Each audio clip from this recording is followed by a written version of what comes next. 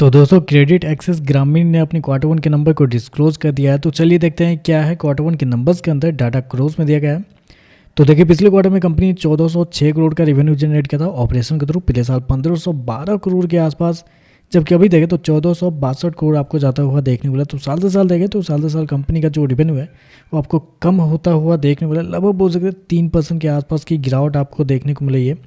वहीं अगर quarterly base पे जाते हैं तो क्वार्टरली बेस पे कंपनी के रेवेन्यू के अंदर हल्की सी तेजी आपको देखने को मिली। यहाँ देखें तो लगभग 4% के आसपास का जंप आपको देखने को। तो कंपनी का रेवेन्यू देखें तो क्वार्टरली बेस पे 4% बढ़ा है, जबकि साल से साल 3% के आसपास गिरता हुआ देखने को मिल रहा है।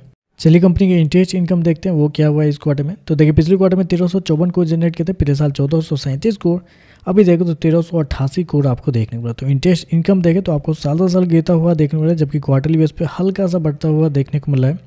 और कंपनी का अगर नेट इंटरेस्ट इनकम की बात करते हैं तो इस क्वार्टर में कंपनी का जो नेट इंटरेस्ट इनकम है वो आपका निकल के आता है 906 करोड़, जबकि मार्केट का जो अनुमान था कंपनी के नेट इंटरेस्ट इनकम को लेकर वो था 950 करोड़ के आसपास। तो यहाँ पे देखें तो जितना मार्केट का अनुमान था उससे थोड़ा सा कम आपको देखने को मिला। तो आप कह सकते हैं रेवेन्यू थोड़ा सा बिलो एस्टीमेट आपको देखने को मिला है।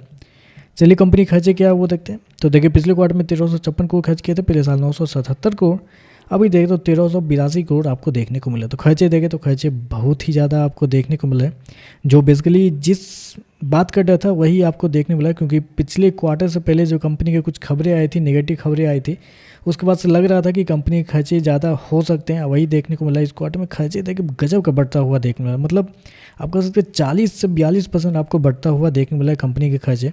और क्यों बढ़ा है उसके पीछे का रीज़न है कंपनी के फाइनेंशियल इंस्ट्रूमेंट।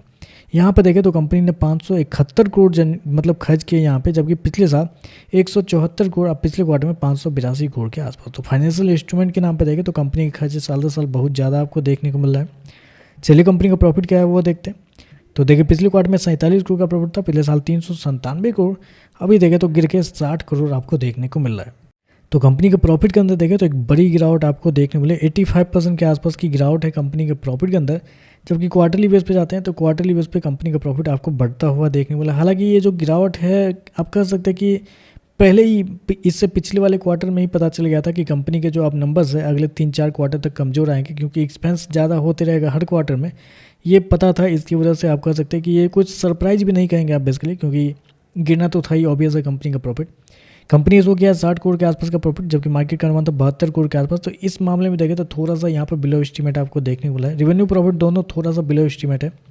ईपीएस की बात करते हैं तो देखिए पिछले क्वार्टर में ₹2.96, पिछले साल 25 रुपये, अभी देखें तो ₹3.77 आपको देखने को मिला है।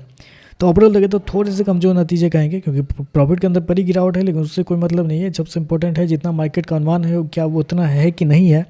तो वैसे में देखें तो रेवेन्यू प्रॉफिट दोनों देखें तो मार्केट के अनुमान से थोड़ा सा कम आपको देखने को मिल रहा है। तो चलिए बस आज के लिए बस इतना ही। वीडियो पसंद आए तो लाइक कीजिएगा, साथ में साथ चैनल को सब्सक्राइब जरूर कीजिएगा। धन्यवाद।